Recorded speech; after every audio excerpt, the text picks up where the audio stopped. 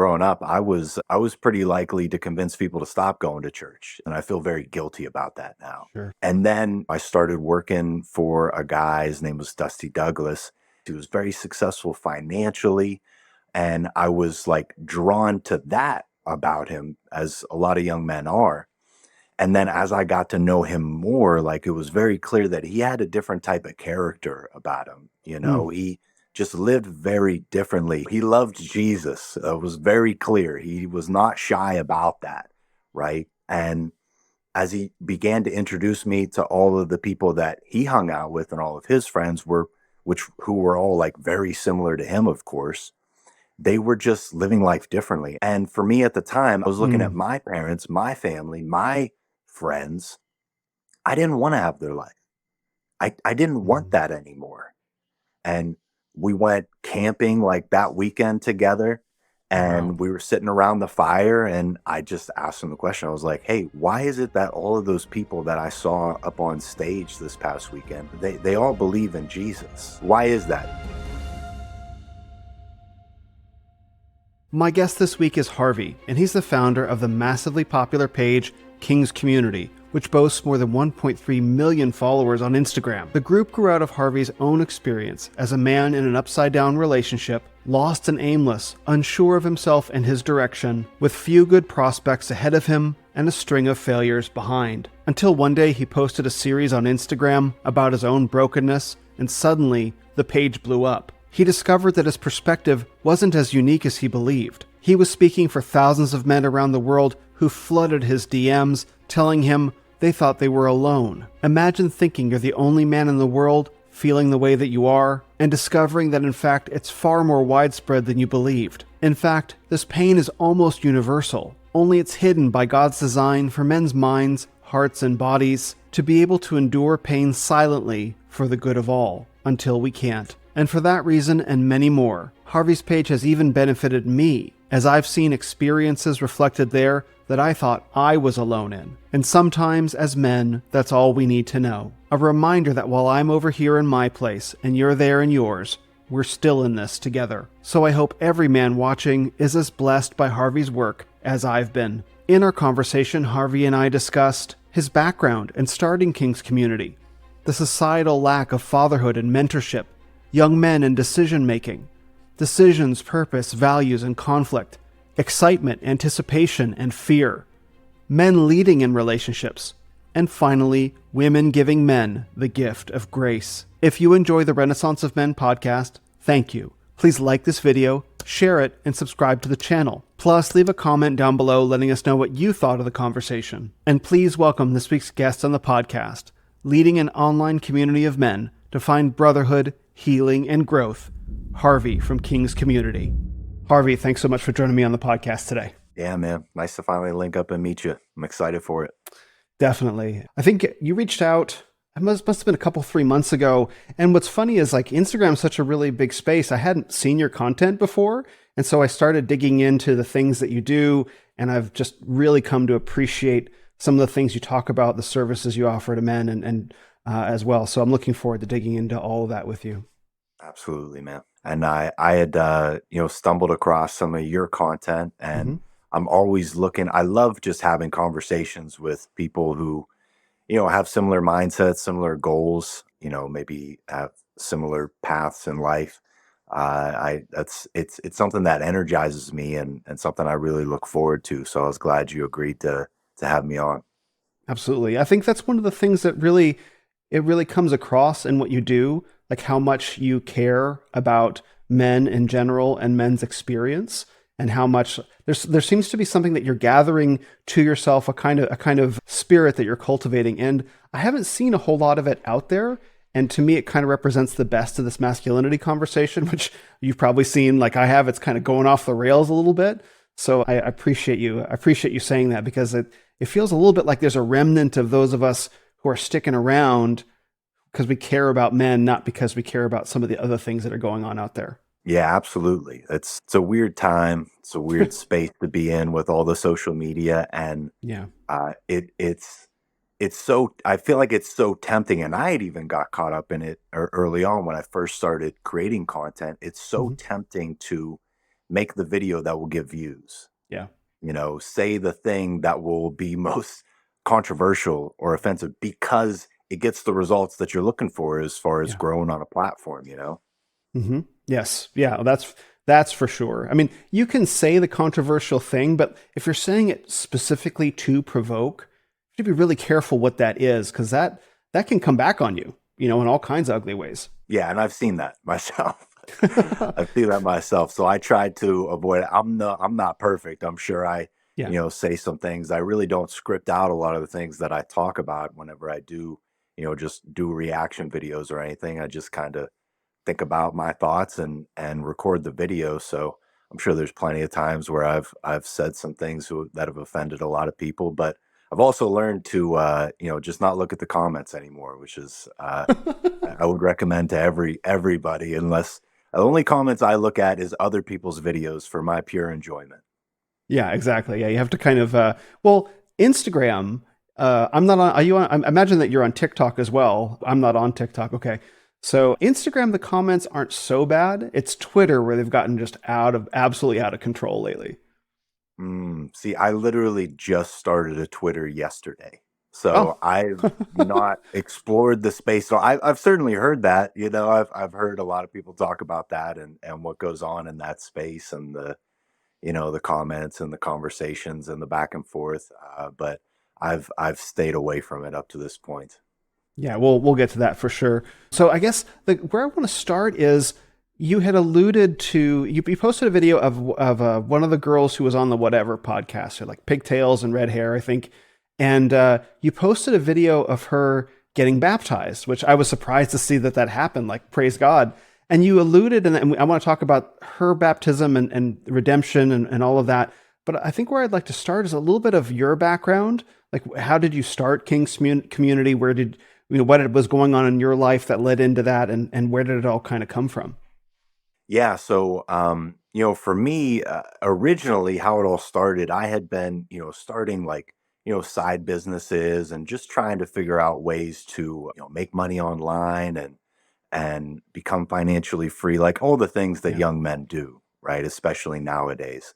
And I had a lot of experience with that. I had been, in companies where I built sales teams and sold products, and it was something I was pretty good at and comfortable with and a skill set that I had. So originally, when I started making content, I was making content to teach people how to do sales, how to do online marketing, how to capture emails, how to, build a business basically. Hmm. And it was going pretty well. I started on TikTok. I grew to like 100,000 followers in a pretty short amount of time. And all of a sudden the account got banned. Like right when I was starting to actually, make profits and head in the right Oh. direction, it got taken away from me. And I just remember for like a month, I just kept trying to restart accounts and they kept getting like weirdly banned or shadow banned and it just wasn't working. What year was And I this? had What's that? What year was this? Just This for a bit. was 2020. Okay, This was 2020. So and really I started making content specifically because I had lost my job during the pandemic. got it. And I was, my wife at the time, she was sending me funny TikTok videos. And at that time, I hadn't had social media, any form of social media for about 10 years. Hmm. And she kept sending me videos. So one day I just downloaded the app so I could watch them easier. Hmm. And the way these apps work, they figure you out really quickly. Hmm. So it figured me out. It started sending me business content and leadership content and showing me these people who were making money through the app and all this different stuff. And it just kind of sparked something in me at the time where I was like, well, I got nothing better to do right now. I might as well, head down this path and take a risk and see where it leads. Hmm. And then, I went through that process. I bought some courses to learn how to make content and do all this stuff. And then once the account got taken away from me, I was kind of in like this phase where, I was pretty down on myself. I was in like a dark place where I wasn't, the belief was very low. I kept trying, nothing was working. And I was starting to think things like, well, maybe this just isn't for me. Maybe this Hmm. isn't going to work. And then I started another account and I made a very different type of video that I'd never made before because I had seen something similar. Because of the way I was feeling, Instagram was sending me those types of videos, Hmm. of kind of depressing content, right? That I was relating with Yeah. at that time. So I made a video that is one of a series of videos now that's called the Broken Man series. And I'm sure maybe you've seen a few of them. Probably. And that one video, it was the fourth video I posted on the account. And that one video got the most views I had ever gotten at that time. It got about 8 million views. Oh, wow. And I just started making videos like that, talking about the things that I'd struggled with in my past, the things that I was kind of currently struggling with as well. And all of a sudden, within 2 weeks, I had about 500,000 followers. And I had thousands of men messaging me and commenting on the videos, like asking for help. Wow. And at that moment, for me personally, it was like God was showing me, like, hey, everything that you've learned, everything that you've done up to this point was to prepare you for this. And that's where it kind of started and morphed from, I think the account was called, Hustler's Handbook, because I was teaching all the side hustles and all that stuff. Hmm. And that's when it made the shift into King's Community and what we do now. Okay, so you had just you had posted the Broken Man series, kind of getting a little bit off of your chest, where you were, where you had just come from, and you suddenly found that thousands or millions of men, 500,000 men, you said, that's crazy. We're like, bro, you're telling my story too. That's kind of what you saw reflected back. Exactly. Wow. Exactly. And it's such a weird experience because up until that point, all of these things that I posted about now, I thought I was alone in that. Right. I didn't think there were other guys who had the exact same types of experiences that I had had, growing up and going through the phases of life, felt the same types of things. So it was really eye opening for me. Mm. And this was also 2020 or 2021, something like that. Yep. Yeah. Right in that area, 2020, 2021. That's so funny because I think some of that phenomenon is what actually catapulted like Jordan Peterson to the success that he found. Like I don't think he knew just how deep the, as Doug Wilson calls it, the father hunger or the father famine really kind of runs, like men looking to connect with each other, connect with their fathers, build bonds of brotherhood. I don't think he really knew what it was he had stumbled onto, and he tapped into so many men's grief and so many men's longing that just became really apparent to everyone right around that time. It sounds like you experienced some of that as well. Like you're just digging for oil in the backyard and you kind of hit a gusher and it's like, oh wow, there's a lot more going on here in men's hearts than perhaps you had realized.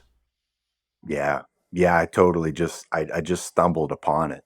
But Hmm. like I said, it wasn't by accident. It wasn't a coincidence. Right. Right. It was, Hmm. I believe that it was meant to happen that way. Hmm. And it just couldn't have worked out any better. So you're getting thousands of men in your DMs. Like what's happening for you in that moment as you're seeing like you're getting all these men reaching out asking you for help. You're what you called it Hustler's Handbook, and you're realizing like, oh, maybe that's not actually the need. Maybe there's something else here. Walk me through kind of your thought process, what that moment was like for you as you're seeing, you know, I don't know how you'd phrase it, but maybe all this pain or all this need show up directly to you, like help. What's going on for you in that moment? Just completely overwhelmed, Yeah. like confused, not sure what to do at that point, Hmm. because I was like, I don't want to make this type of content. I was like, God, I don't like this type of content. It's Okay. not something that I want to continue to like watch or be a part of, but like Hmm. I just had to trust that it was the right thing to do. Hmm. And the first thing I did, because I was like, what do I do with all of this now? Yeah. Like I wasn't planning for this. I don't have a product for these guys that can help them. I don't have anything. This is just, I just have all these guys asking for help. And that's when we started the Discord channel, which was really just a place for guys to come interact with each other, be anonymous, share their stories, vent, get things off of their chest, hop on, weekly group calls where, Now we have weekly group calls where guys just hop on, we all hang out, everyone gets up and shares, what they're going through. And over time, the really cool thing about those is, a lot of times guys who came in and shared all their struggles, eventually over time, they start coming in and sharing their victories, Amazing. which was a really cool thing to experience. So that's really where it all began, just creating that community that's, just a totally free community for guys to come and interact and for us to help in any way that we can. Now, had you ever been involved in anything like they call it maybe the mythopoetic men's movement or men's work or facilitating groups? Had you ever done anything like that before, or was this just completely new when you started it? I hadn't done anything like that before. Hmm. In my professional career, what we found is as we were building sales teams, which were primarily young men, made up of Hmm. young men, what we found through that process was, the mechanics of the job were very simple, right? We could teach anybody to do that. Anybody that wanted to learn could do it and apply it. But the real success of their career and how much money they were going to earn and produce really had more to do with their personal growth. So we Hmm. had developed these personal growth programs. We would have very, deep conversations one on one with these guys all of the time, talking about their finances, their relationships, their marriage, their life in general. Because it really if everything else was going well, they could focus and overcome the fears and do the work that needed to be done at the job. So we Hmm. had, that was my experience up to that point. Hmm. So you had done a bit of that work with men. Like it wasn't totally new. Like you mentioned that everything that you had done up until that point was preparing you for that explosion of interest. So you did have some tools to help men work through some of the things that they had. Okay, well, great.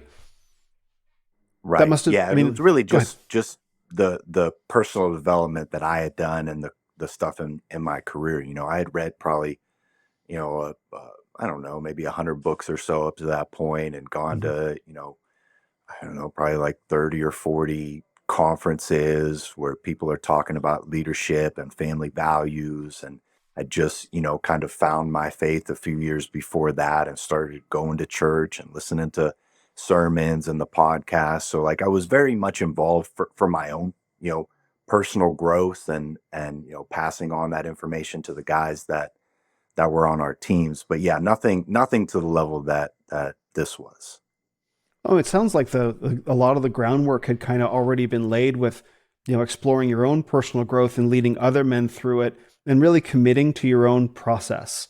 Like not only did you have the information that you needed, like in terms of how to grow and build a community, like that sort of technical stuff, is that you had already done enough work within yourself to be able to be a stand and a support for men who probably had no idea. Like, I have no idea what's happening in my life. Help. You're like, I got you. A little bit like that. Right, exactly. That's exactly right. Amazing. Well, can you talk a little bit about how you came to faith? Because that's sort of how my story worked as well. I never expected to become Christian, but my personal growth journey led me to that door, which I never would have expected at the time. Yeah, so yeah, for me personally growing up, I was pretty likely to convince people to stop going to church. I like Sure. I literally there are people in my mind right now that I know I convinced them to stop going to church. Oof. And like I know that put them on like a path and I feel very guilty about that now. Sure. But like that's who I was.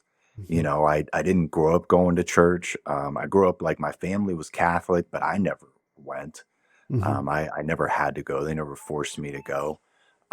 So I mean, even in high school, I remember being in high school and one of the teachers asking like everybody, "Hey, we're gonna talk about the story of Adam and Eve today. Is that everybody's familiar with that one, right?" And I like raised my hand. I was like, I don't know that one." And everyone looked at me like I was crazy, Mm. like I was joking, basically. You know what I mean? So like Sure. I had nothing at all.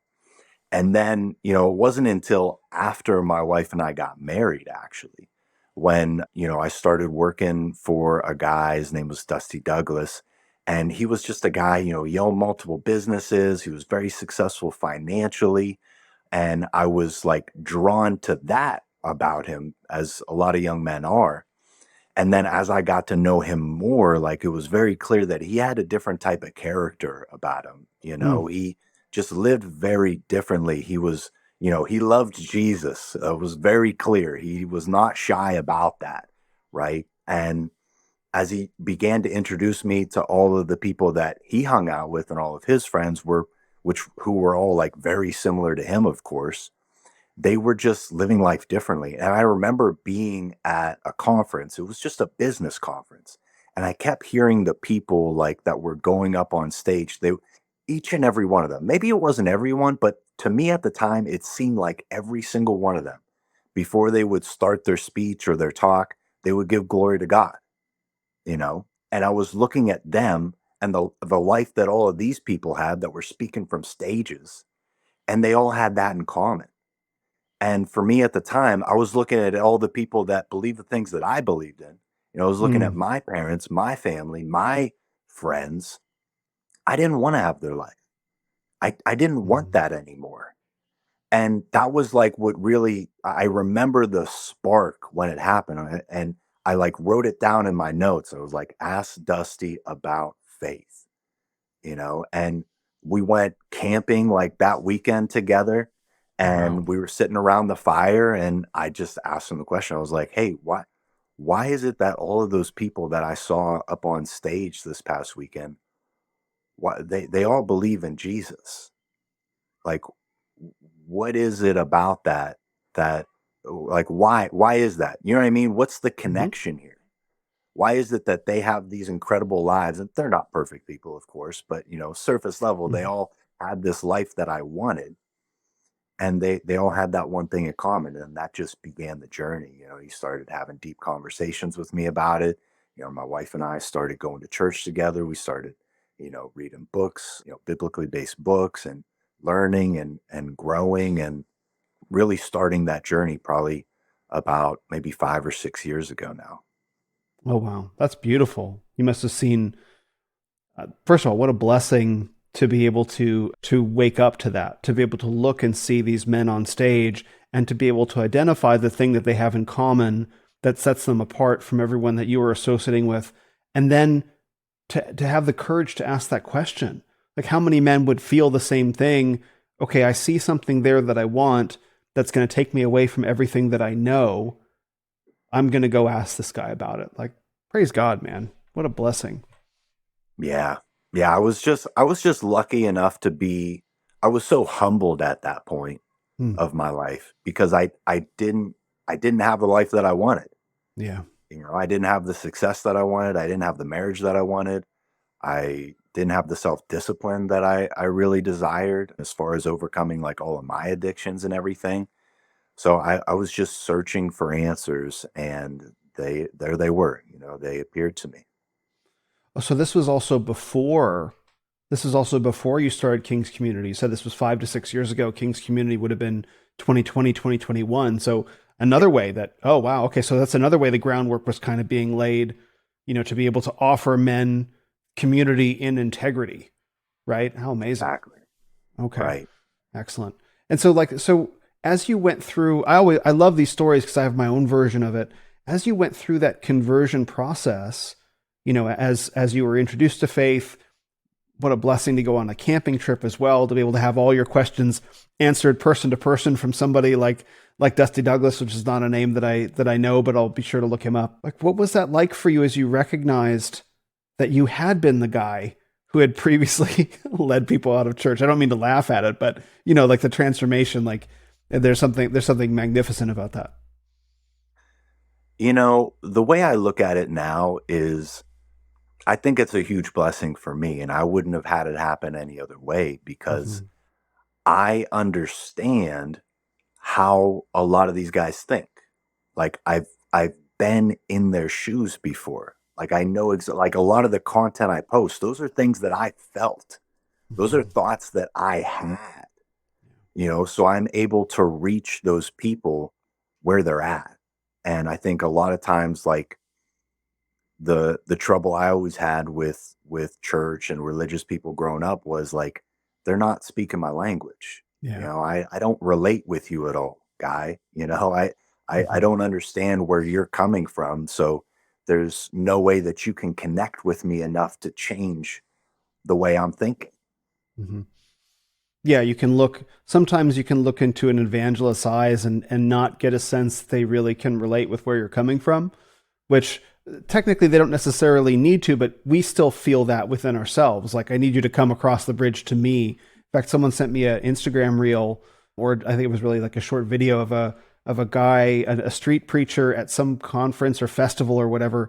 Seemed like they were in Spain, and he was talking to a young man who had white face paint on and kind of like devil horns. It looked like some sort of Satanist convention. And so here's a street preacher saying like, I know who you are. I was you. Like, I mean, you know, my parents abandoned me. And you could see the walls kind of coming down from that young man, like if dressed in full Satanist garb. Like, you need to be able to know, some of us need to be able to know, do you understand where I'm coming from before we can listen? That's what I needed.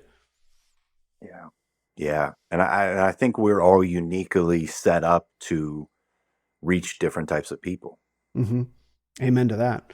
So Yeah. as you're setting up, okay, so as you're setting up, so suddenly you realize this is a great story. So you have suddenly 500,000 men essentially show up at your front door, right, and in your DMs, right, and you're like, okay, how do I kind of serve these men? And you're seeing the need for grief. It was like, oh, okay, I know who you are. I know. Did you know then how you could help, or did it just kind of unfold? Like you mentioned, you didn't have a product at the time. Like, how do you meet the needs of these men? How did that kind of take shape as you started figuring, well, this has shown up for me now. What do I do with it? Like, how did you work through the process of, well, I'm going to build something for these guys, even though it wasn't who you wanted to be necessarily? Yeah. Yeah. No, it was very difficult because Yeah. I had no idea what I was doing. It just kind of formed organically. Yeah. I started the community. People, sometimes 1,000 people would come into this community in a day.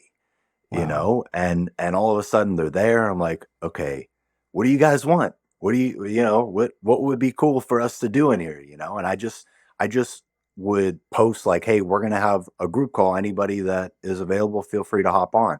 And we would talk, we would interact, and eventually what ended up happening is like a lot of the guys that would hop on those group calls and we would kind of talk through the problems and give them any, guidance or advice that we could. A lot of those guys, once they started, overcoming and solving their issues, they would come back to me and say, "Hey, could I help out? Could I Mm, maybe run a group call? Could I, be someone that guys could go to message with when they're going through hard times?" And we just built like this. It's really just like a volunteer army of hmm. guys who came and were helped, and now they want to help. And honestly, the whole thing, I don't do anything in there at this point. But really, like I'll hop on group calls and chat with people and I hang out, but it's really kind of formed into, all of the guys that came in and were helped and now they're helping others. They run the show. Like I give them guidance and I own it. So like I'm overseeing everything, but it's theirs. Hmm. It's built by them for them, which is a really cool thing. That's amazing that you've seen that the men have kind of like, I guess, left the nest. There's because I come from the what's called the mythopoetic men's movement, a lot of men's work, which is in like a sort of national, international organizations. And one of the things that happens in those communities is you get two kinds of guys. You get the guys who like leave the nest and they go and they come in and they get their problem resolved and then they just kind of like disappear, right? Which is good. Like, go, please, by all means, live your life. And then there are the men that require more work. But it's rare to find men that will go get their lives changed and acquire such, we'll say, abundance of energy or time or whatever. It doesn't even have to be resources. It's like they'll have abundance within themselves to want to come back and offer something to the community that has blessed them. Like, that's a really incredible thing. Yeah. Yeah, it's and honestly, like I would tell everybody like it has very little to do with me.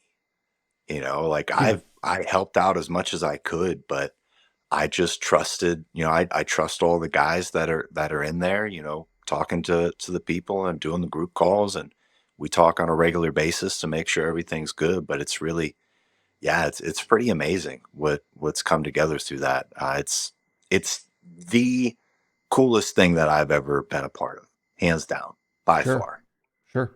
Oh, absolutely. Yeah, and also that's a good thing that it's not about you. Like you don't want it to be about you, right? Because Right. no man can possibly withstand the pressure on the ego to be the guy who can be the guy for a million plus people. Like you just no man's can handle that, and we see too many examples. Like you can be the guide, or you can be the inspiration, but not be the guy that everyone's looking at. Like I don't know that that any man could really handle that. Yeah, it's a lot. It's a lot. And I'm not some kind of, prophet or guru or Right. anything like that. I'm a pretty normal guy, honestly. Hmm. I've overcome a lot of things in my life and I continue to learn and grow, but I consider myself still really in the baby stages of, developing mastery and all these different areas of my life, and continuing that process. So, but for sure, there's a lot of guys who, haven't made it close to where I am yet. So like I Hmm. can help to that level at least. Hmm. Would you say so for the men who come into your community and the men that you interact with? What would you say?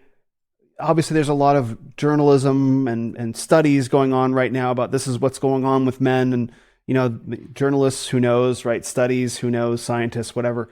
But from a man who works directly with men in this community, and you've seen a lot over the past 4 or 5 years, like what do you see looking at a community like that? What do you see is going on with men today? Yeah, it's a lack of guidance and mentorship in their lives, Yeah. you know, like really just nobody to go to for big questions that they have. No one to go to when they're struggling. A lot of times it's a lack of having a father at all, or having some type of father figure, or anyone who just genuinely cares about them, but also has, some wisdom and guidance and success in their own life that they can trust will lead them in the right direction. It's just like you said earlier with the whole Jordan Peterson phenomenon. Like guys are really just they're searching for answers.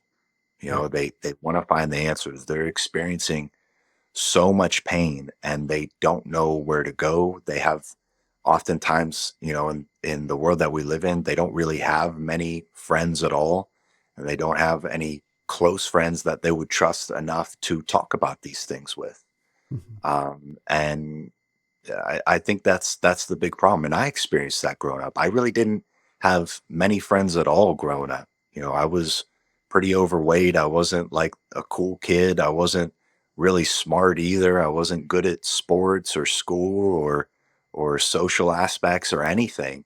So because of that, I spent a majority of my childhood just in my room playing video games, and the friends that I made were through like online gaming and Mhm. and all of the communities that people had built on there. And I'll say the nice thing about that, which I think kind of comes through with the King's community, Discord community, is that you can be completely anonymous.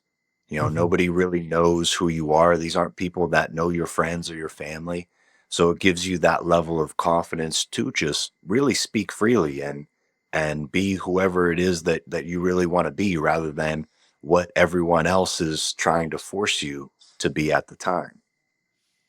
That's a real gift because I know that there is always that worry, is something, especially in a big community, is something that I say going to get out. I mean, that's just natural for us, but online life especially, being open, maybe sharing things that we wouldn't share anyone else, the anonymity facilitates that so that men can just say it. Because I observe that men don't have anyone to listen to them. No one listens. Like no one listens to each other really, but like a lot of men, we don't have the ability or have the opportunity to have really in-depth, long conversations with each other, to speak, and then to have the other person really hear. Like that doesn't exist much in our culture. In an online community where men can be anonymous, sort of creates that where you have that opportunity to be heard. Yeah, it's a common thing you see men talk about, right? Nobody cares. Yeah. And it's the truth for most men. That's the experience of most men. Nobody cares about our problems. It's really up to us Hmm. to, figure them out and make decisions and move our lives forward. But it is it is so hard, if not impossible, to do on your own. You need people who have walked the path. You need people who can give you some guidance. Because I was just thinking about it earlier, like I remember who I was when I was 18, 19, 20, 21 years old. I was an idiot. I had no, and I think most guys would probably agree with that. Yeah. You have all of these delusions as far as what life is going to be like, how to operate, like how I should talk to girls, how I should, be in relationships with people. Like you just have no idea whatsoever. And the worst part about it is you are supremely confident that you actually do, you Yeah. know and it can just take you down really bad paths like I experienced myself. I say that the years of like 18 to 21 to 22 are the most dangerous of any person's life, men and women both, because you're old enough to do with what you want, but still dumb enough to not know what's good and not to do, right? So you have all the legal responsibilities and physical maturity to go and live your life. You can vote, you can fight in a war, you can get a job, pay taxes, you can do all these things that our culture in the West regards as adult. Hallelujah. And you're still really stupid, right? And I don't mean that in any insulting way. It's just like you don't have enough life experience at all to have been able to acquire any wisdom. Like if I were to meet a truly wise 18-year-old, I'd be kind of sad. Like what happened to you that you have all this wisdom? Like you're supposed to be energetic and vibrant and full of life and energy and excited about life, but that is supposed to be channeled to right activities. And that lack of mentorship and that lack of guidance just lets guys and girls really starting at age 18 to just go off the rails in all these and it's not even a socioeconomic thing. Like it's all up and down, up everywhere. Like where are the people guiding not just teenagers but young adults in how to live rightly so they're not making the mistakes of adulthood when they're still essentially children? Yeah. Yeah, because I think it comes to a point, and what I think is missing is we used to have like these real communities, like small communities. And I think a common experience for parents is once your children become that age, they're not going to listen to you anymore. Yeah. You know, they think they know what's best. They think they know what's right. So you have to have other people that they respect or admire, that you trust, that they can go to, Hmm. that you can trust, that they will give them guidance and help you with parenting the children as a community in a way. Because yeah, I mean there's also this thing I think with parents, and I experienced this growing up, was I didn't get the experience that I needed to have any type of wisdom. Like I wasn't put in positions to fail enough. I Hmm. was highly protected. Hmm. And I guess that's a good thing in some ways, but also a bad thing, because once I was out on my own, I didn't have any experience with dealing with all of these different situations as far as like what the repercussions were going to be and how I should handle them. And I handled them very poorly. Same, same. I was raised to do one thing, which was to achieve academically, and so I did that, right? And I'm quite proud of how I did. But as soon as I got out into the world, I had nothing. Like all the A's, all the A pluses, all the AP credits in the world could not help me make a good decision, right? Mhm. And as I articulate it that way, it's actually a little scary, to know, because I can relate very much with where you're at, like to be protected. And I don't think protection is necessarily a bad thing, but when you're taking men and you're sheltering them, and then sheltered men will eventually have to be unsheltered. And so if you go into the world naive or without any wisdom or without any guidance or without any touch points, like it's just for me anyway, it was incredibly risky, and I did not do well with it. Like, praise God that I'm here at all, really. So Right. I can relate with what you're saying for sure. Yeah. And I think there's this fear for a lot of young people to even take the risks because they've Yeah. never had to do it before. Everything that they've done, their parents have chosen for them. They say, Mm. well, just go do this. This is the right thing to do. You're going to go do that. You're like, all right, well, I guess I'm going to do that.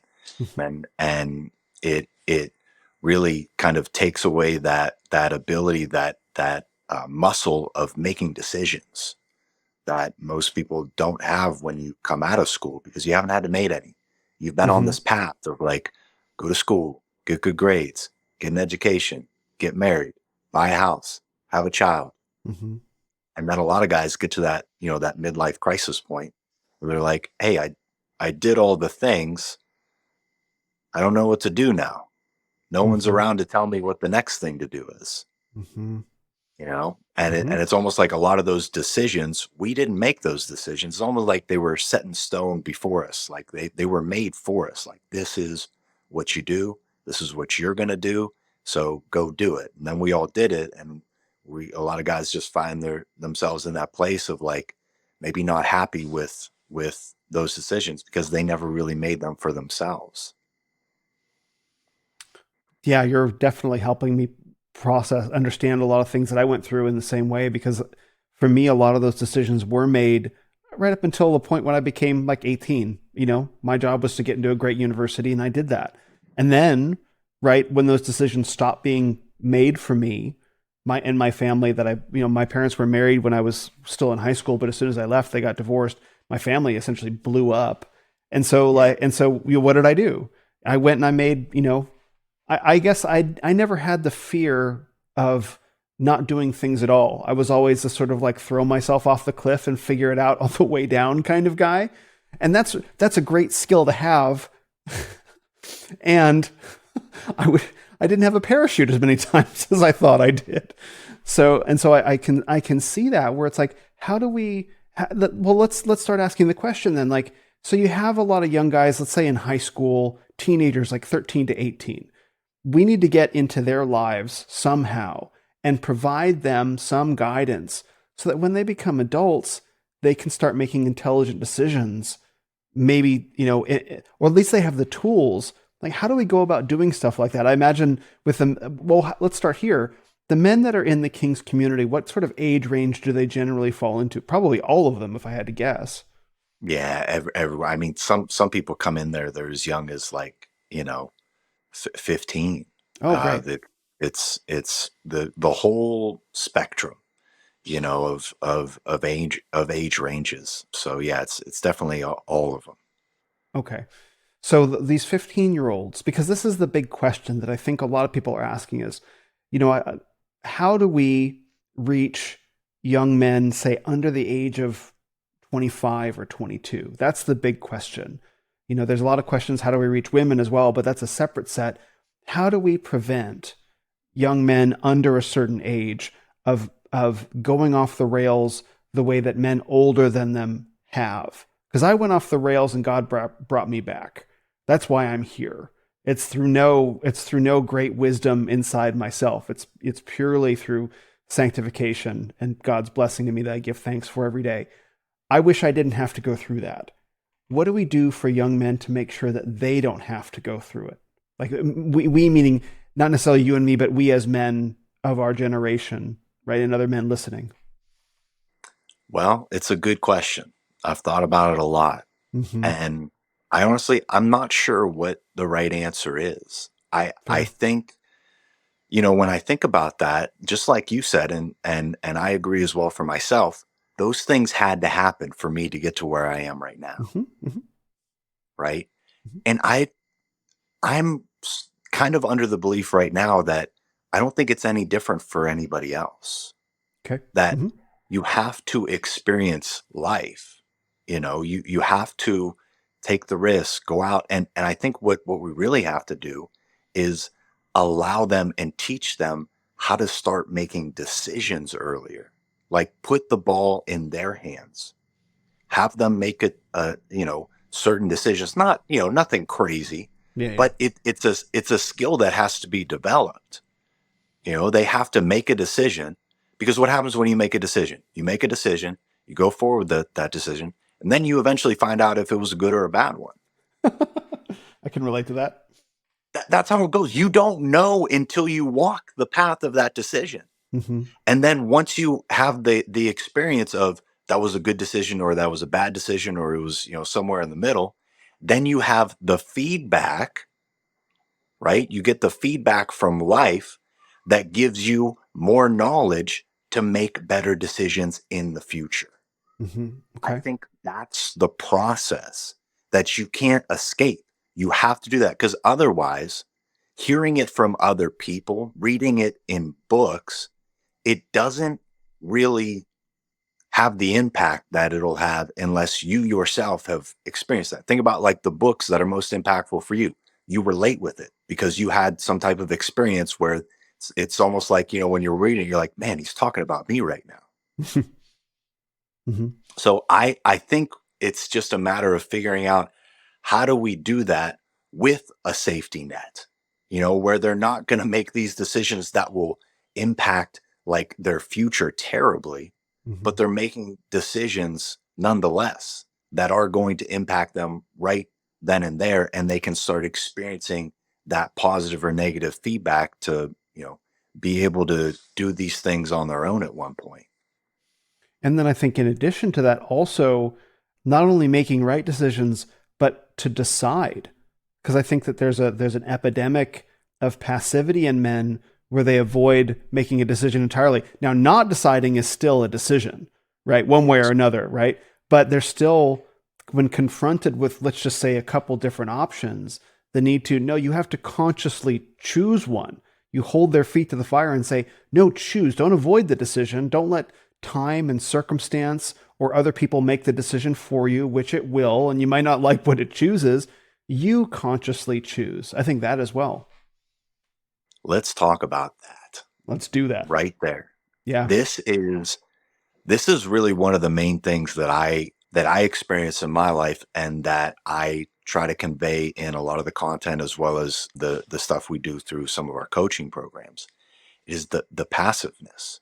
Mm-hmm. And I think one of the problems is, this whole idea, well, I have to be a nice person, Mm-hmm. right? A lot of people think that way. And even all, as I grow in my faith, a lot of Christians think that way too. It's like Yeah. Jesus was a nice guy. Mm. And I I I don't think that that was true. Yeah. When I like read about Jesus and learn about him, like he was a carpenter. He was a laborer Mm-hmm. essentially. Like he was a big, intimidating type of guy. Like when he walked in the temple and started throwing tables over, no one even confronted that guy, right? Like Mm-hmm. he did what he knew what was right, and he wasn't afraid to tell people the truth. And I think this idea that has been like infested into men for whatever reason, you have to be a nice person. If you don't have anything nice to say, don't say anything at all. Always be the bigger man, happy wife, happy life. All of these things are so detrimental to men, Mm-hmm. because when they're faced with making decisions, they don't think about their frame of mind is that going to make my wife happy? Is that going to make my parents happy? Right? Or what can I do to not upset my parents? What can I do to not upset my wife? What can I do to not upset other people in general?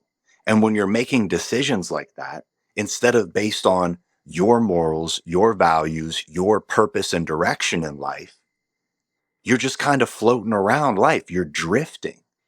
You're drifting and allowing all these other people and the circumstances of life decide where you're heading, instead of you taking control. You know where you're going and making decisions that are going to help you get there, if that makes sense. Mm-hmm. Mm-hmm. So, yes. And so let's say, I think a lot of men are conflict avoidant as part of that. Like they don't want to Exactly. make a decision because they know that making a decision that runs contrary to being a nice guy will potentially invite conflict of varying intensities. right? It could all the way up from like, hey, I don't like that, to like shaming and guilting and finger pointing and all kinds of stuff. So what do we do? How do we help men work through their fear of conflict? Because conflict is not something that Jesus was afraid of. Jesus started conflict with the Pharisees openly, used all throughout the Gospels, money changers, the Romans, even his own. Like the most shocking thing for me when I first started reading the Bible was to hear how often Jesus calls his own disciples like knuckleheads. Right? You guys are like, are you really not getting this yet? Like, wake up, you know? And so Jesus was not afraid of conflict. And yet we have so many men, Christians and non-Christians, who are conflict avoidant. So what can we do to support men to standing in righteous conflict? Let's talk about that for a second, because if you're going to make a decision, then you have to own that. Then you have to know that I'm going to land in this decision. I have made this decision. I am not going to go back on it because it is decided. Like, and just real quick, the word decide comes from the Latin word cide, which means to cut. So when you decide something, you have cut off one possibility in favor of another. You've cut it. That's what it literally means. So when you decide something, whether you're going to left or right, to truly decide means I'm going left. And that means I can never go right. And so I'm going to land in this, even if people don't like it.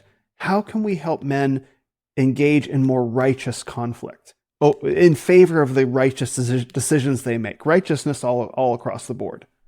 Yeah. Yeah, it's a difficult one. It's a big question, Right. you know. Right. I think one of the things that a lot of men lack is they don't know what their values are, right? Mm-hmm. They don't know what their values are. They don't know what their purpose is. They don't have really a feel like they have a purpose in life at all. They're just kind of doing what we said earlier, just getting the job, getting married, having kids, you know, and then they make their wife and their family their purpose, which is a pretty bad idea if you ask me. Mm-hmm. And you know, they just because of that, like when, for example, when you make other people your purpose, right? You make your wife or your children your purpose. You're constantly trying to do everything you can to make them happy, and all your decisions revolve around that, Mm-hmm. right? And that's why you don't make decisions. You know, you make decisions to avoid conflict. You know, make decisions that you know aren't really to the benefit of you and your family. You don't even have a purpose and direction for your family. You know, so I think it's establishing like, what is your purpose in life? Like, what is your life's work? It's not just to have a 9 to 5 job that pays the bills. It's definitely not it. Mm-hmm. And so many guys are stuck in that trap of just being completely unfulfilled in the work that they do. And then you have to know, what are your values? Like, okay, are you a Christian? Are you not a Christian? What do you subscribe to as far as your philosophy in life? What is that? And then hold true to that. If that's what you believe in it. And you need to go, like, whenever you make decisions, you have to use those things knowing like, okay, is this taking me closer to my purpose or further away from it? Like, that's a really easy one right there. It's an easy question you can answer like every, you know, even minute of the day as far as what you're doing, right? And then, does this align with my values, my beliefs, you know, as far as what we're going to do here? I think that, like, without those foundations, it's so difficult to make good decisions, because otherwise you're just kind of doing what feels right, you know? Mm-hmm. Can you maybe with the community, can you think of a man who's come into your community who's grown in this particular way, or do you have an example from your life so we can kind of illustrate it, what it might look like for men who are like, okay, I hear what you're saying that I need to do these things, but like, what does it actually look like? Because we don't see it, right? We don't see it around us every day. We see so much passivity all even in the media. Like, how many movies can you go watch? I haven't seen the new Dune, so I don't know about that, but how many movies can you go watch that come out today that show a good man making a righteous decision and being rewarded instead of shamed for it? Right? That's what's happening in movies now. You see men who would otherwise be heroes getting cut down to size by the women around them, right? Even in Marvel movies. So we're deprived this image of what it looks like for a man to make a righteous decision. Can you illustrate it with something that you may have seen where a man learned how to do this, or maybe an example from your own life? Hmm. Yeah, so that's a great question. So making a righteous decision and reaping the rewards from it, basically. Yeah, yeah, and maybe even being afraid to do it. Like, am I allowed to do this? Like, yes, you are. Mm. Yeah, I would maybe even go back to like, I mean, like a big decision that we made in our life was like when we had our first child, Mm. because we weren't ready to have a child at the time. It just kind of happened as those things do. It didn't Mm. kind of happen. Like we did some things that led to that. You facilitated the But process. yeah, definitely we helped it along. And we were at this point where we weren't really like into our faith yet. This was over 5 years ago now. Hmm. And we were still at that point in our life where we felt comfortable, like, maybe we should just have an abortion. If we're not ready to Mm. have a child, maybe we shouldn't have a child right now. Because, maybe financially it's not going to make sense. Like we're just not in a place in life where that should happen. And Hmm. thank God, like it was literally maybe months after we started, that process of going to church and, reading these books and having those conversations. And, at the time, like I would say my wife really did not want to have the child. Oh, Like wow. she was pretty adamant in the beginning, like this is not going to be a good thing for me. It's not going to be a good thing for us, you know and Hmm. it was a very tough decision for us to make at the time. And that was the decision that I made. Like for me, I knew 100% that like this is something that we should do, right? Where we're not going to give up this child. Because even before that, at that time, doctors had told my wife she had some complications and some surgeries, and they had told her that it wasn't even going to be possible for her to have children at all. Wow. So it was kind of a moment where we were like, listen, this is a blessing, and it doesn't matter what is going to happen. It doesn't matter how we're going to suffer because of this, whether financially or whatever. We're doing this, and thank God we did, because now we have our oldest daughter as well as two others, and it's radically changed our life, and it's been a huge blessing. So I don't know if that's a great example of something like that, but Hmm. it was, at the time, like that was a belief that was now instilled into me. And even though like I wasn't even like 100% sure that it was the right thing to do or not, I had that belief. I had that understanding. Those were the values that I was now subscribing to. So that was the direction we were going to head. I think that's the ultimate example. Like, not only are you making a decision on behalf of your own life, you're making a decision on behalf of two other people's lives, the baby and your wife, right? And so, and this has a meaningful impact on all three of you in different ways. And you're the man, and you're navigating with your own sense of internal compass, right? Like the decision isn't made for you, right? It's like, okay, I have to decide what to do here. There are a bunch of options, and for where you were at the time, like none like seemed more quote unquote right than the other, just from your own framework at the time, obviously, right? But you still had to say, this is what we're doing, this is how I'm leading, and this is what I'm going to do in response to lead. And you're going to take that giant leap into creating a life. Like that's not just a good example, that's the best example. I can't think of a better one. Yeah. Yeah. Well, yeah, I guess that's an example then.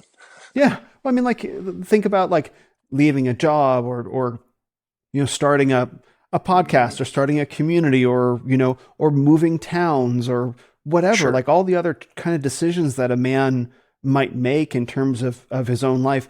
Naturally, they have consequences, but bringing a new life, a new immortal soul into the world, that's a real consequence. And when you decide that's a decision. After the baby is born, there's no going back on that decision, right? Really, there's no going back on it in general, but you know what I mean.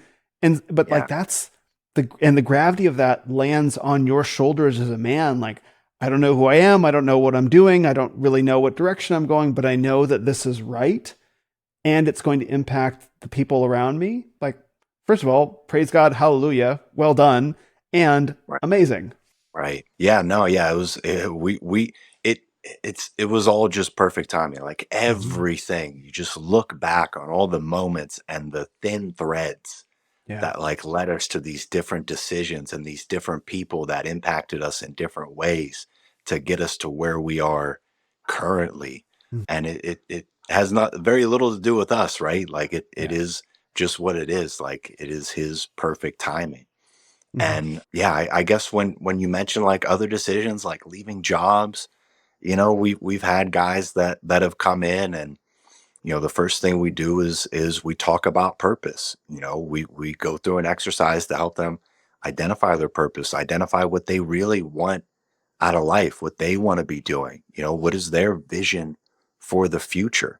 And, one of the guys was like, well, I love fishing. I absolutely love fishing. And I would love to be living in a place where I could, go fishing more and maybe even start a business, taking people out and doing like deep sea fishing. The problem is I've lived in Iowa my whole life. Yeah. And I've got, a career here and everything. And then literally within 2 weeks, we have these check-in calls. I was like, hey, anybody have any updates? And he's like, hey guys, I got a job in Tampa, Florida, and I'm moving in a couple weeks. So Amazing. I can, start doing the things that I want to do with my life. So I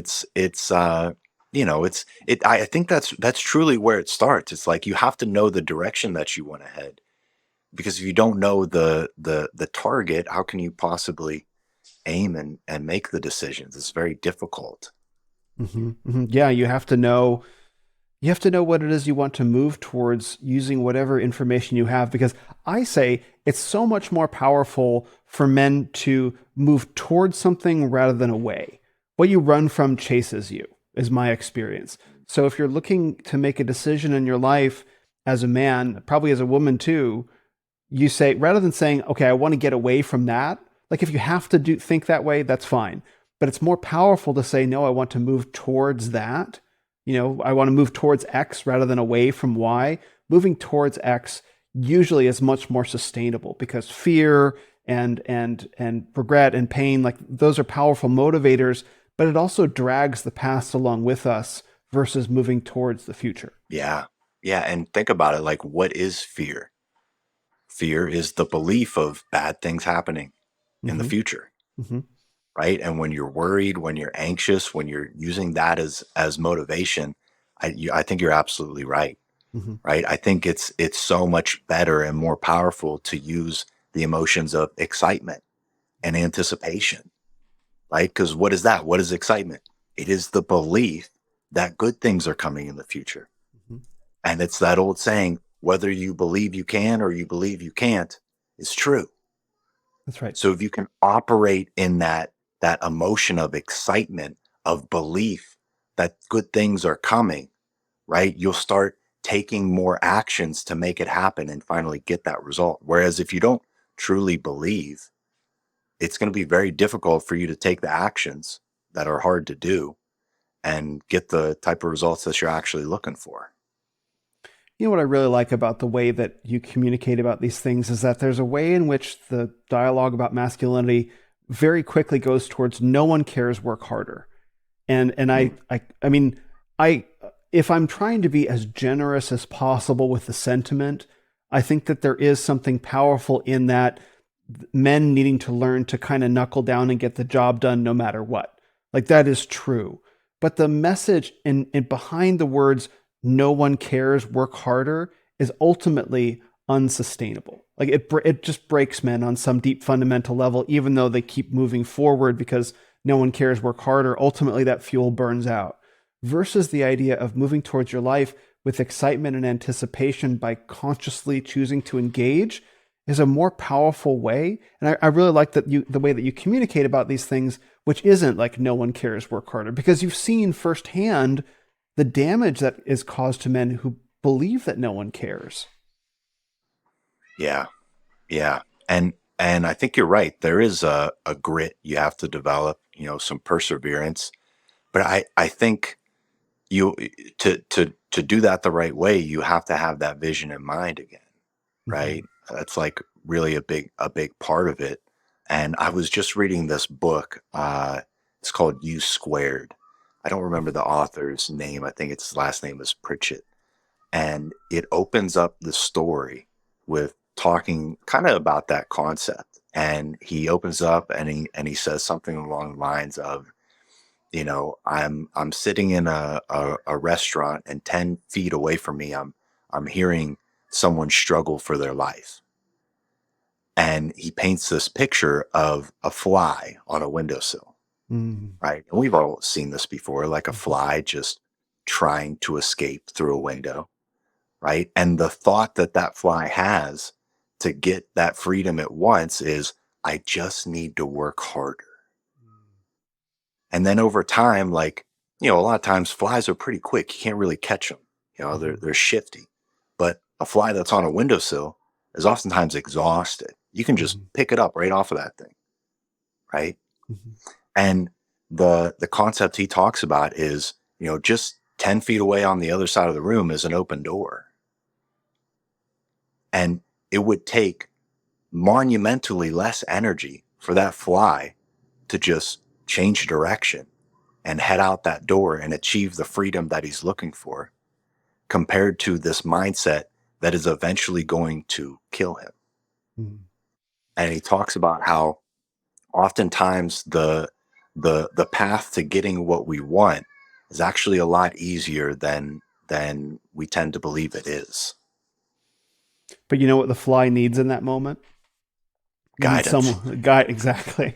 Exactly, nailed it. Like, not just guidance, but like a perspective that the fly can't possibly have, because the fly Yeah. doesn't have concept of window, glass, just knows like it's right there, right?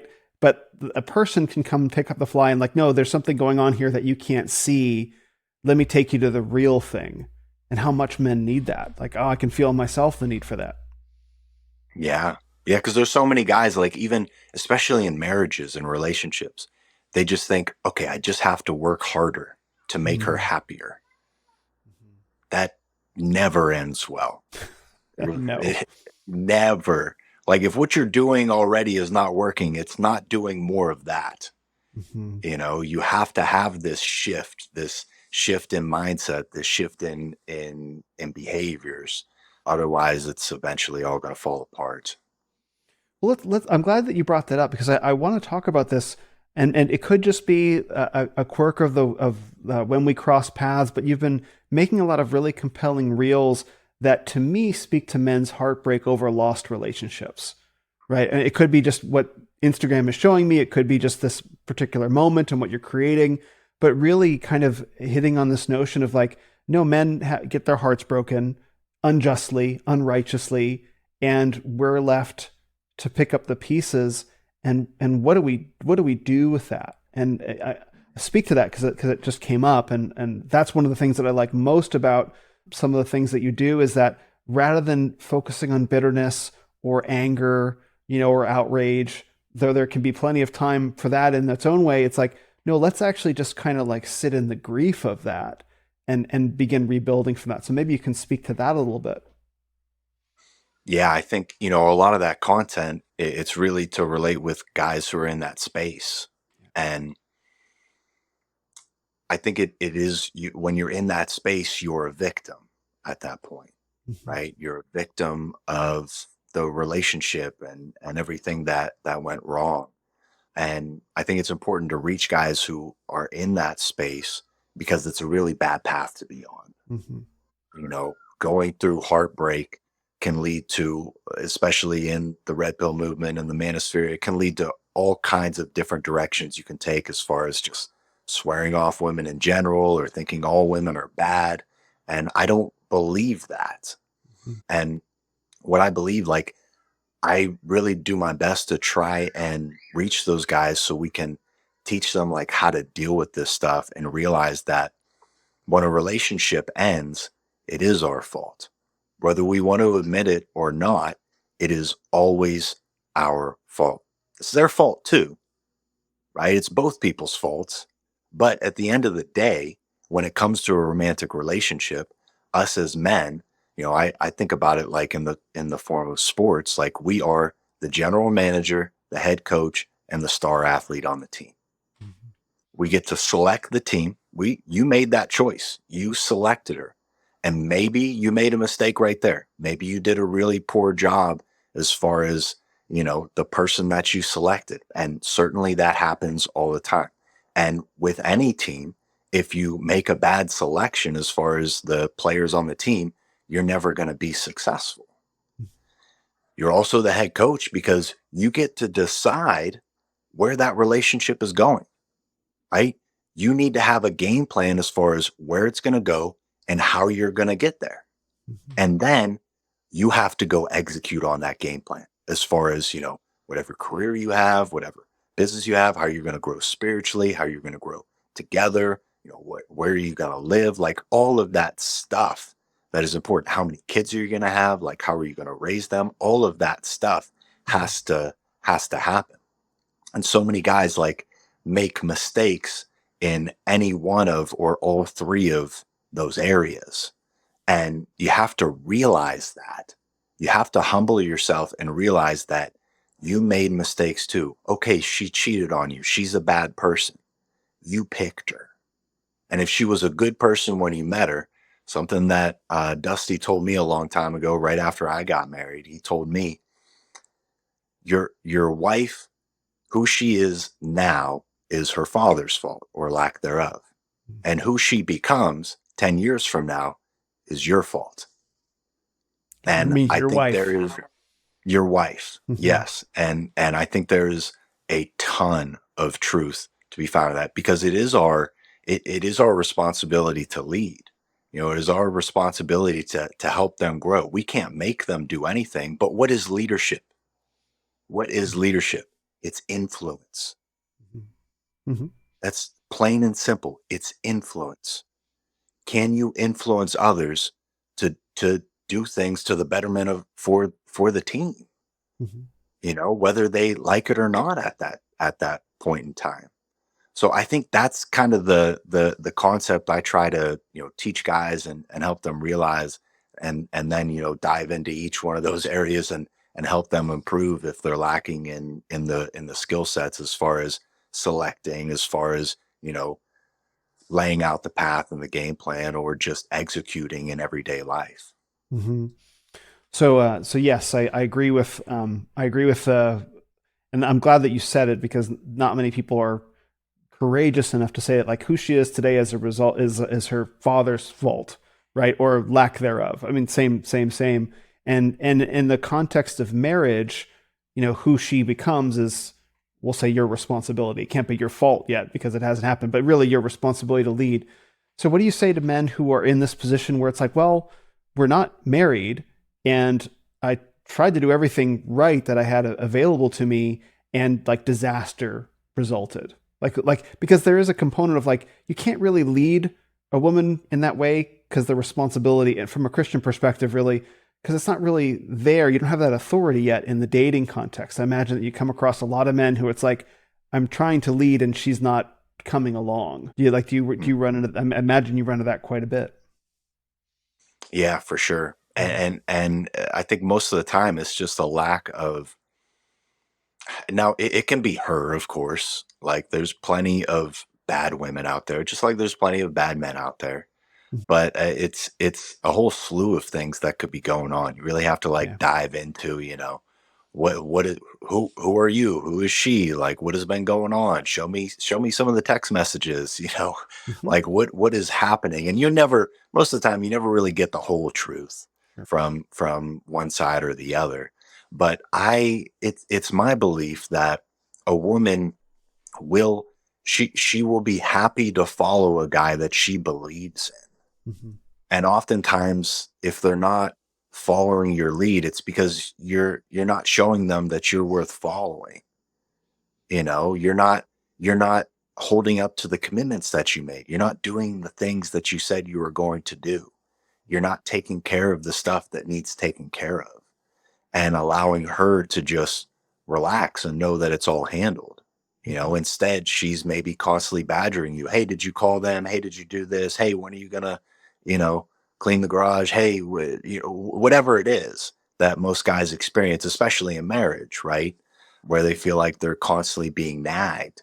And I think that the root of the issue is normally that they're just not doing the things that they need to do to make her really trust them Mm-hmm. and follow their leadership and guidance. Maybe they haven't made great decisions. Maybe they have been sitting around and being lazy. Maybe they have been drinking too much or smoking too much or doing whatever it is that leads them to look at him and say, I don't really trust him.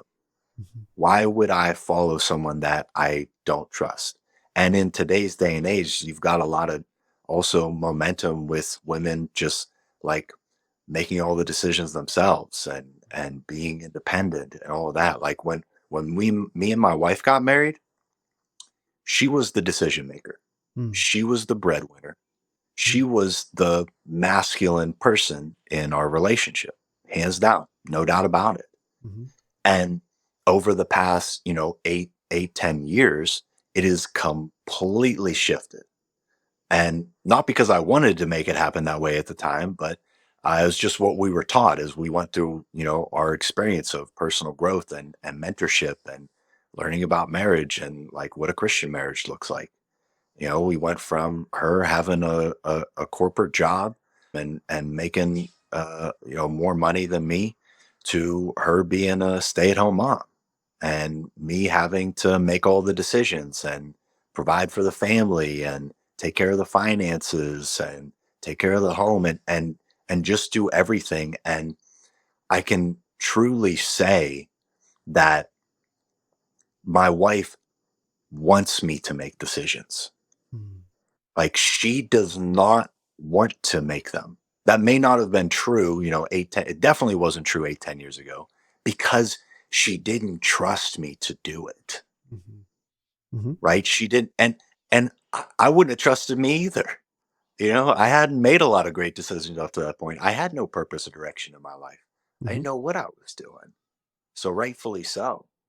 So I think it is that growth, which is I think is like one of the benefits of the red pill movement with like the men's personal growth, finding purpose and direction, becoming successful at whatever it is that you want to be successful in, like just personally developing and growing and learning how to be a leader.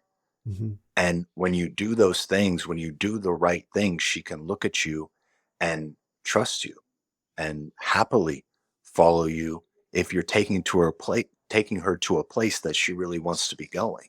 Mm-hmm. I appreciate how you said there is some responsibility, I would imagine, because over the past, I think you said 8 to 10 years, your paths have crossed a little bit where she was the breadwinner, she had the corporate job, right? And you weren't there yet. You hadn't built this that you've built now. I imagine that there was a point in time where she had to sort of like take a risk that you weren't fully formed yet. Like you weren't this guy that you are right now, and yet she still had to put faith in an unfinished man, even though she could have continued making all the decisions for herself. There was still a point where she had to make a choice inside herself to say, okay, there's no moment where he's going to be perfect. Even, in fact, I would imagine even if we took this version of you and did like a swap, like sent you back 5 years in time or whenever that path crossed and she could see you, the guy now, there would still be something within her, which is like, I still have to relinquish control. And that has to come from within her. Right. So it's beautiful that she was able to give that to you. Because I think that's something that not enough people talk about is like a man can have everything all put together within himself and be finished. And a woman who's used to being independent can still be afraid to give up control. And she still has to. And that's the part that I think doesn't get talked about enough, that she still had to let go and let you handle it for her own reasons. I think it is built into women. Hmm. You Say know, more. when I read the Bible, and I'm no expert, but when I read about the fall, like when it talks about Eve, it talks about how her desire will be contrary to her husband's, Hmm. but he shall rule over her, Hmm. right? Like it is built into them to not want to follow our lead. It Hmm. is built, it will always be against their natural desire, which is like a weird thing. But I think when you know that, like as a man, like knowing that, it makes it much easier to have the tough conversations and understand like the nature of who a woman is. And you're absolutely right. She did have to make that decision. She did, and she has had. I am so thankful. My wife is. She has had so much grace with me because that process of me making decisions, of me deciding, where we were going to live, what house we were going to buy, what financial decisions we were going to make, how we were going to go about all this. I made plenty of mistakes, and I still make mistakes, and probably always will. Hmm.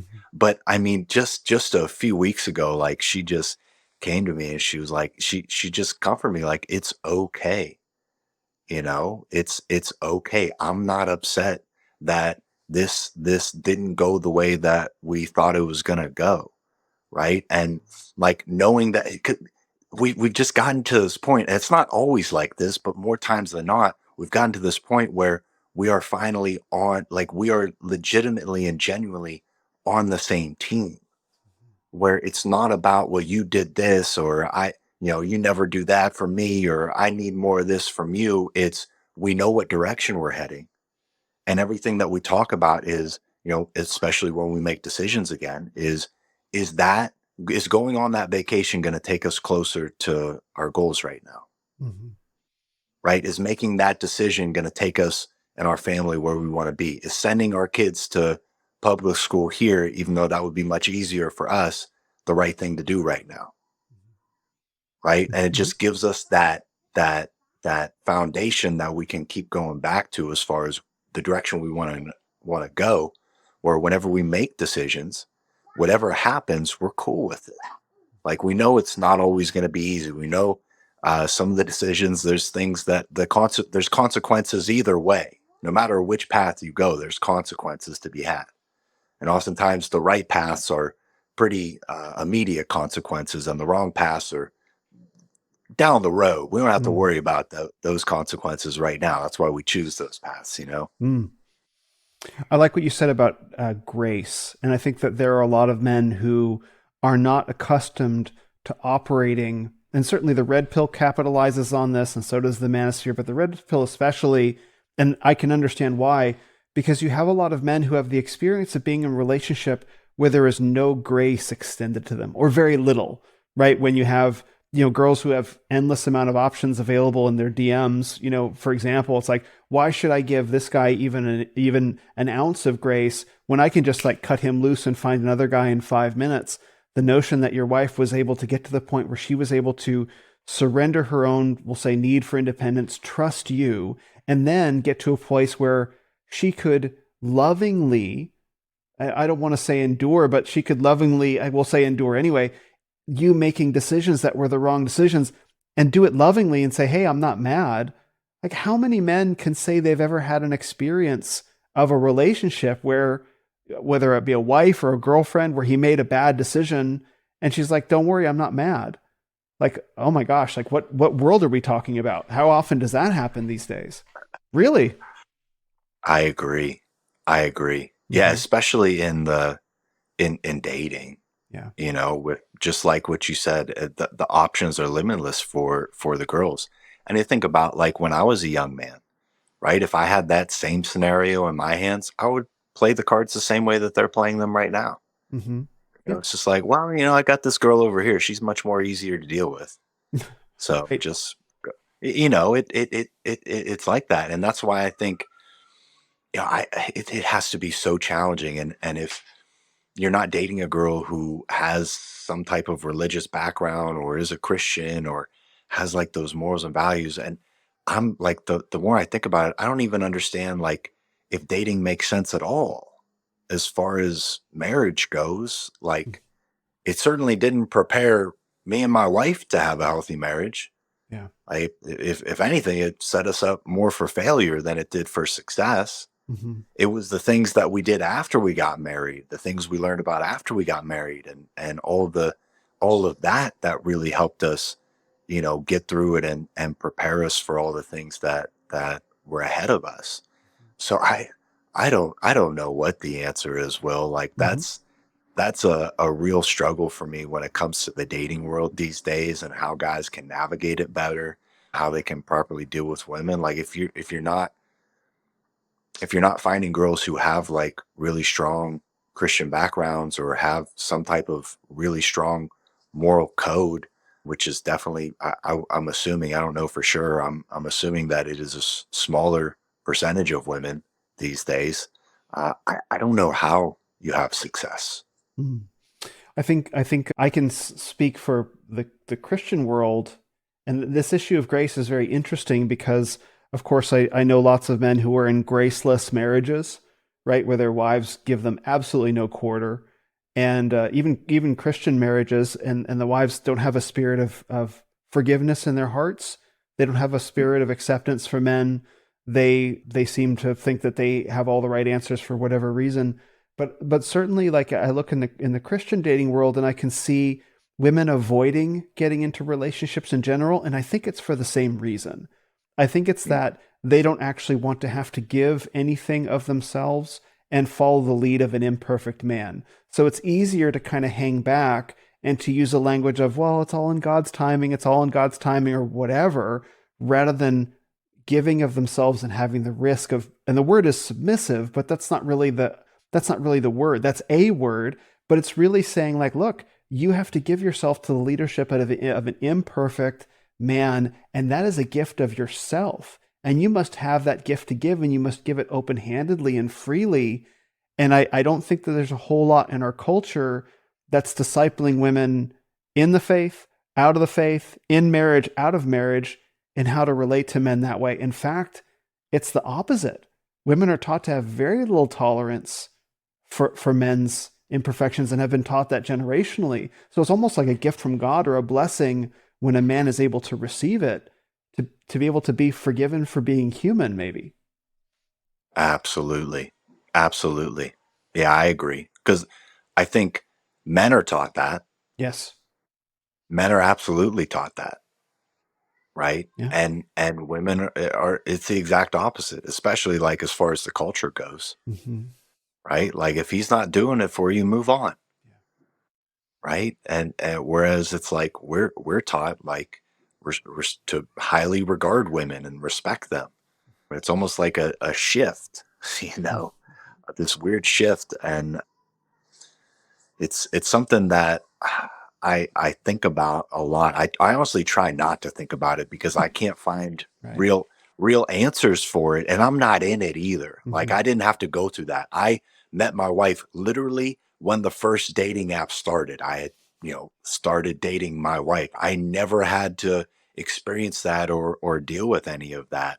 So I don't know what it's like. I can't relate to the guys. I can't recommend things to do because I've never myself experienced it or done it, but I definitely recognize the problems. I understand like how it can lead to a lot of the things that are happening right now. Hmm. Yeah, I'm in it, and I see it. I see it all the Mhm. time. And that's why I'm grateful to be able to talk about it, because because the to see a picture of you and your marriage where everything is essentially inverted, right? Your wife is the breadwinner, and you need to move into a position of being the breadwinner and making decisions, and you need to step forward, and then she needs to step back, and that it needs to be sustainable that way, right? If it's not sustainable, if there's resentment in the heart over that arrangement, it's not going to be a safe environment, for example, to for the man to become himself, and kids to come in that environment.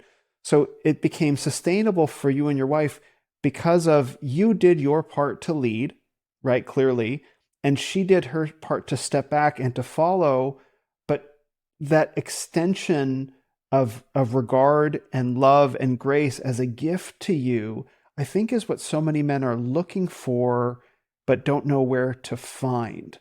Right. And that feeling of understanding of like, because you post a lot of videos of recently, like with this voiceover of a woman saying, "Hey, I love you. I'm here." That, and it's like, ooh, that just like hits right there in the heart. And how many men get to Right. hear stuff like that anymore?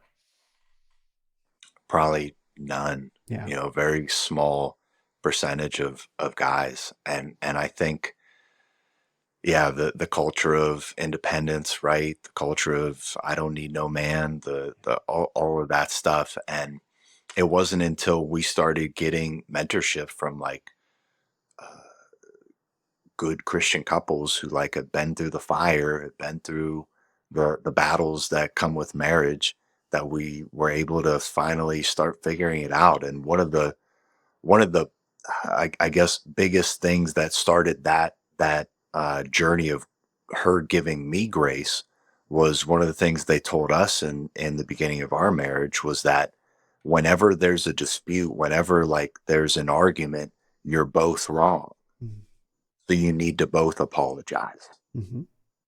Right. And it was something like, it sounded like simple and kind of stupid at the same time. But like when we implemented that and I apologized, and then she recognized what she could have done it better and she apologized, even though it may not have even been her fault or may not have even been my fault, right? The person who really felt at fault could feel that grace, Mm-hmm. right? And then the other person could also see it as, hey, what could I do better to help them maybe not make that mistake again, if that makes sense. It does. I talk about something in my content I used to talk about it more, called the Great Reconciliation, which is the idea that you had feminism reacting to what they would say is generations of abuse of men. So women have to get powerful, right, over men. And so now you have the red pill, reacting to what they say is generations of abuse for women. So we have to get powerful. And so it just becomes this like power game, like this, that's a revolution goes around and around. And so I looked at that dynamic and I'm like, there has to be a better way. And so what I've proposed and talked about is both men and women stepping into the circle of reconciliation together at the same time, not waiting for, well, you step in and be vulnerable first and then I'll step in. It's like, no, we have to both agree as men and women that we're both going to let all this go, because we could fight all day. We can fight for the rest of the time. But instead, we have to make decisions as both men and women to let go of whatever our bitternesses are to whoever, step into the circle of reconciliation and simply be together for the joy of it. So it sounds similar to what you're talking about. It's like, look, right, wrong, it doesn't matter in the situation. How can we get back into fellowship? I think is the Christian word. That's it. Yeah, that's it. Because it's arguments are going to happen. Yeah. It's just part of a relationship. It's part of, look at any sports team. Like you're going to fight, Mm-hmm. right? But as long as the quicker you can resolve it and get back on the field and start doing the right things, the better off you are. Mm-hmm. So I think there's so much content out there right now, and that's the content that gets the views, right? The ones that are pitting men and women against each other, Yeah. really, unfortunately, and it's just not the answer. It is so far from the answer, Mm-hmm. that it's troubling to see the guys that you know just completely swear off women and don't ever want to get married, and the women that have their side, their extreme side of things as well. And I struggle to understand, like, is that really how a majority of people feel right now, or is this just the extreme people on the internet? And when I meet people like out in everyday life, I meet people who are married all the time. I meet people that are in relationships and they want a loving girlfriend or boyfriend. Like I don't know like how much truth there is to those extreme sides. I think they're just the most polarizing and they get the most views. Mm-hmm. Yeah, it's really easy to play on bitterness, to play on resentment, and kind of like poke that wound, inject poison into the wound, and money comes out. And a lot of it is how I describe it, versus being like, you have to sort of say two things at the same time. It's like, yes, your pain is real. What you went through is real. And let's acknowledge that. And you have to take responsibility for it, take responsibility for your part of it, and move past it to a position of forgiveness and hopefully not make the same mistake again. Like it's a lot to say to somebody versus like get mad, stay mad. Like that's easier. Yeah, and it feels good. It does. It does. Feels good. Listen, hating people, it feels good. I get it, but it's it validates all your feelings. So yeah, Mhm. man, that's a great point. Yeah, wonderful. Well, I know that I want to be respectful of your time. I just had just one more quick question. Like Yeah, go ahead. as you look at what's kind of happening in the dialogue about masculinity today, like whether you look at the red pill stuff or you look at Andrew Tate or whoever it is, you know what I mean, whoever the guy is being raised up, to be paid attention to. Like, how do you stay clear and focused on your message when it's easy to kind of like go off the rails and slide a little bit this direction? Like, what keeps you oriented on your goal when things get hard? Mm. I think for me personally, it's just like it's really just I try and develop that relationship with God for me. I have these conversations as much as I possibly can. Like, I read, I look for guidance, I look for wisdom in all these different books. I pray to, that he gives me the messages that I need to be putting out there, and the words that these guys need to hear.